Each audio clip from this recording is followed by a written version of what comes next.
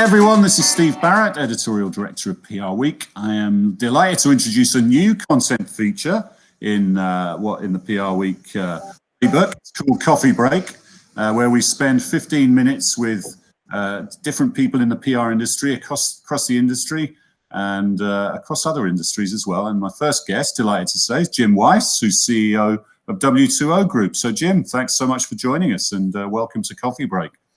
Thanks for having me, Steve. We miss you out in California. I tell you that every time. Yeah, I miss it as well. I miss it a lot. Great time there. And you would have enjoyed your quarantine out here. Yeah, it was a lot of fun, and I do miss it. And I think we all miss traveling and getting around and getting out, don't we? So tell us your COVID-19 experience. How has it been for you personally, and how has it been for W2O? Well, I think like everybody, it's been an adjustment, but we've all adjusted, and I've been impressed with my team and my clients and everyone else. I think after the first month, everybody seemed to settle into, this way of working, and just like you have. You said you've learned to be scrappier and maybe a little less formal, but in the end of the day, here we are doing what we're doing.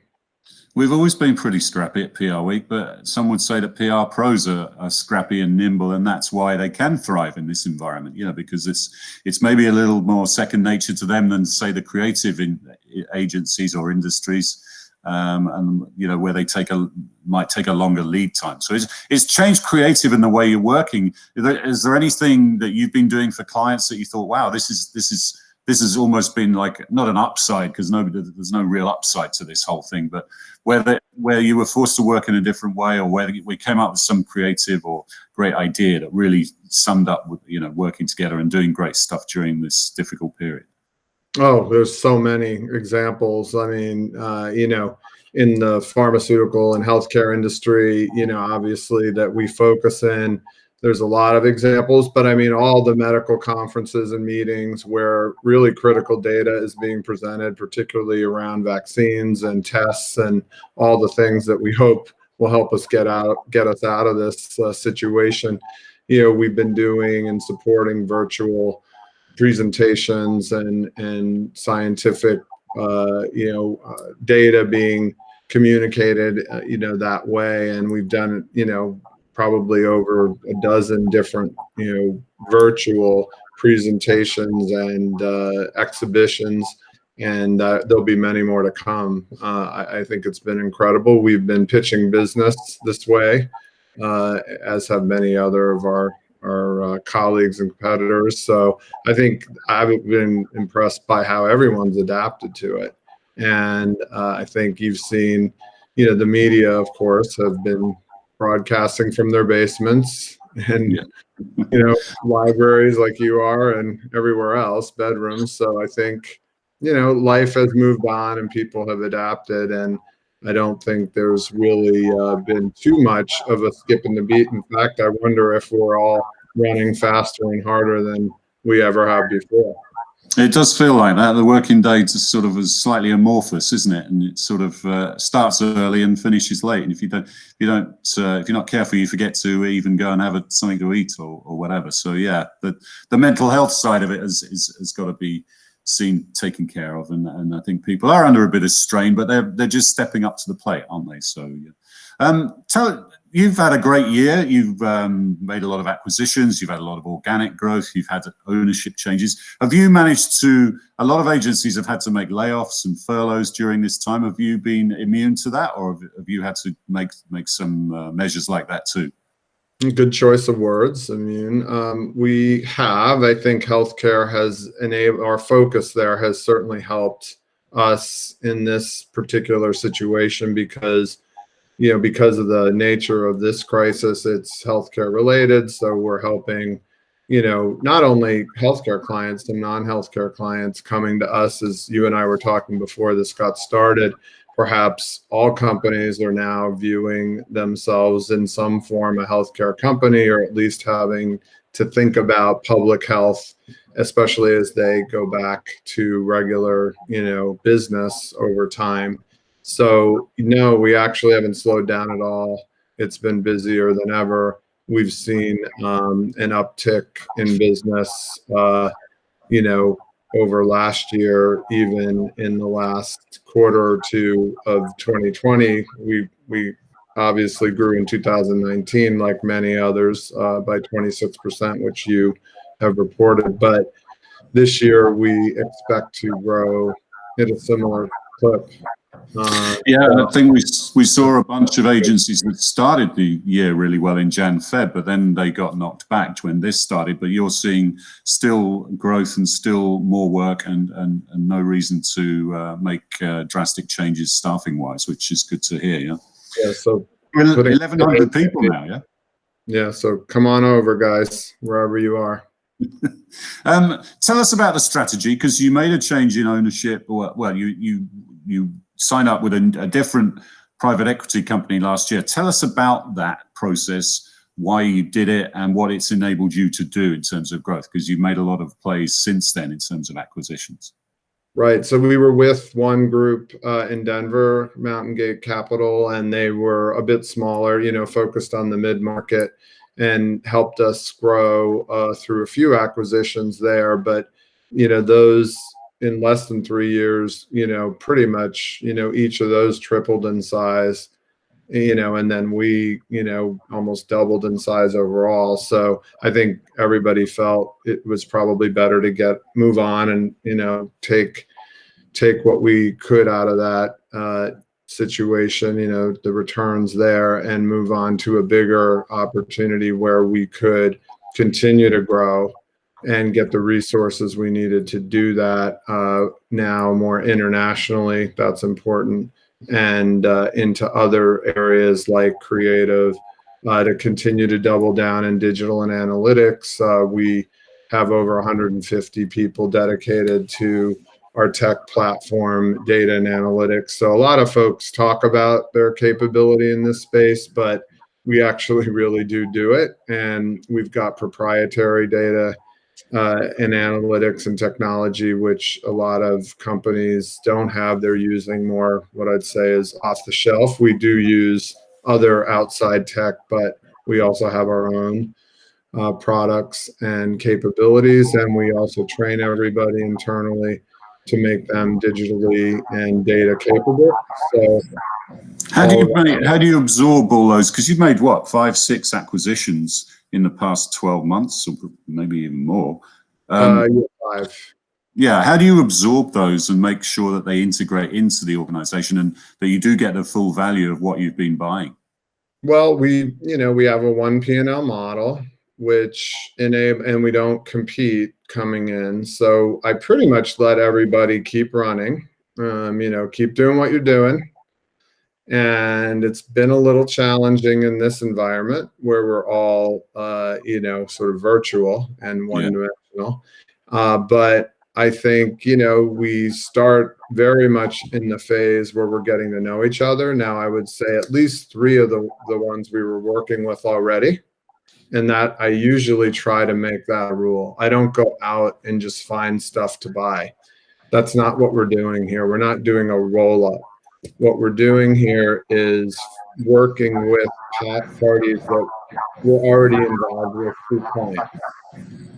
So a lot of times clients have recommended these people or parties to us, or clients have told us this is what you need to go out and get. So you've tested out the fit before you take the plunge, as it were. Right. So it's more we've been dating before we get married in a lot of cases. That's always a good policy. Tell us about the process of, I'm sure you've had every holding company on the planet sort of knocking on your door. You mentioned some other folks you've been speaking to, up to you whether you mention who they are. Why did you go down this private equity route rather than going for a holding company or some other sort of financial deal or structure? You know, I think the people involved primarily in the business, you know, are looking for an entrepreneurial opportunity to continue to innovate. That's the biggest one. We weren't looking for an earn out, which most of those structure the deals that way on the holding company side. So private equity generally is about an earn in, and everybody sort of rolls over their investment and gets to participate as co-owners Now, obviously, there's a finite timeline to that, and you've all got to sign up for the same vision and mission. So that takes a lot of alignment. And if you don't have that, it doesn't work. But in the case where it does, and everyone really is on the same page about our vision and mission, which is to make the world a healthier place through marketing communications, that very, critical mission, which has turned out to be, somewhat prescient and obviously relevant right now, has worked out. And I think people want to innovate in the tech and data space in particular. And that's a lot harder to do in the, more, I think, I would say regimented, And does it mean you can be more flexible on winning business and margins and things like that? But certainly if you go... No, you still have to pay the piper. You have to be disciplined. I like it, Steve. One of the reasons I liked doing it was it really gave us those guardrails, and you just couldn't indefinitely chase anything, or so we had to focus, and we had to decide what we were going to do and not do. And that's what creates a good business. So actually it helped, I think, get us, very much into the business discipline that is so important to create success. Now, what's the end game? Because obviously private equity firms like to, they like to make money. Everyone likes to make money, but they'll invest and then they'll flip it and they'll achieve their aim and they'll exit. How's that going to work with your private equity partners? Well, you see, like the last set that I did, I have good experience doing this, and we have a very clear plan. We came in with one. They're not telling me what to do per se. I had a very clear plan. And so we partnered with a group that aligned on our vision. We saw it very much the same way. This group, New Mountain Capital, has a very large portfolio of, future forward, healthcare companies. And they saw us as one of those that could not only facilitate and accelerate the vision of some of those, right? So we're helping a lot of those portfolio companies, but vice versa. So we're finding opportunities to work with them. And I think, that's one of the reasons I picked it. The other one was, okay, they have a slightly longer hold period than the one I had been with prior to this.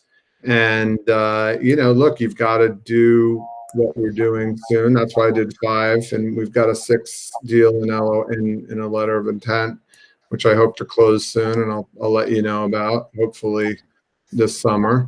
And then we've got others in the hopper that I hope to do, but you got to do them early so that you give it that time to gel, at which point you go and do what you said, that's to turn it again.